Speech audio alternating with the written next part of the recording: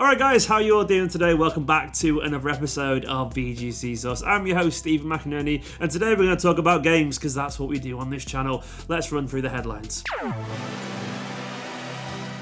We're going to start with the news that the Metroid Prime 4 team is looking pretty strong, and has Hideo Kojima been teasing Death Stranding 2 on Twitter?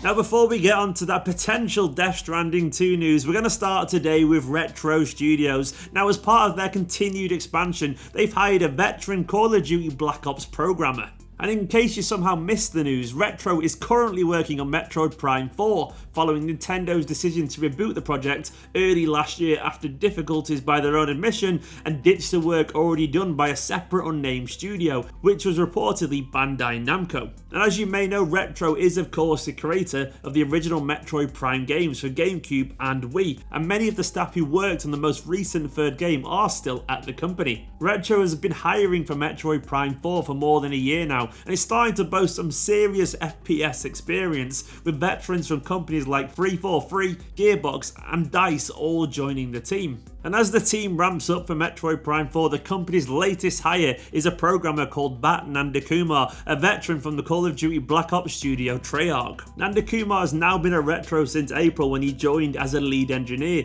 Bat is a very experienced developer. He's spent a decade at Activision working across every Black Ops installment to date, specialising in online tools and gameplay programming, and most notably, he helped create the theatre mode in the original Black Ops, which was the first time a replay feature was featured in Call of Duty, so Bat is in a way responsible for all those embarrassing post-kill cams.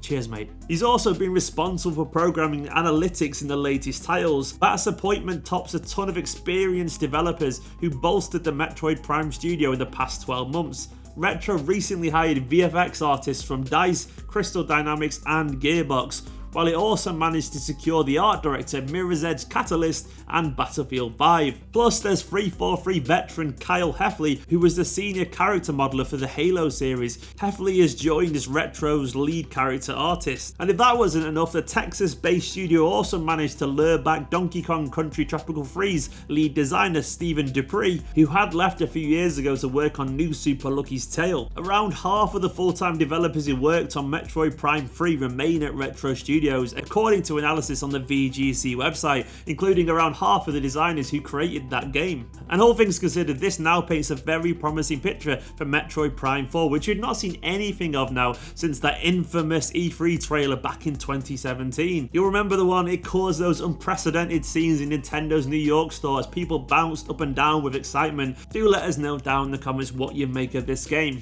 In other news today, Hideo Kojima teased things. Well of course he did. His Hideo Kojima, he teases things. He shared a set of new images today on Twitter from a new game, which did seem to imply that it could be set in the same universe as Death Stranding. In a tweet posted this weekend, Kojima said he was designing his new title with longtime collaborator and character artist Yoji Shinkawa, and discussing the setting for each character, the background, the world, the colour, the characteristics, the roles, the images, ideas and keyword. But it was Kojima's second tweet that was the most interesting, however, because it shows a drawing of a vehicle which appears to be brandished with the name Bridges, which is a company featured in Death Stranding. The PS4 exclusive released in November 2019, and according to Kojima sold enough copies to recover its development costs, and a PC version is planned for release in July.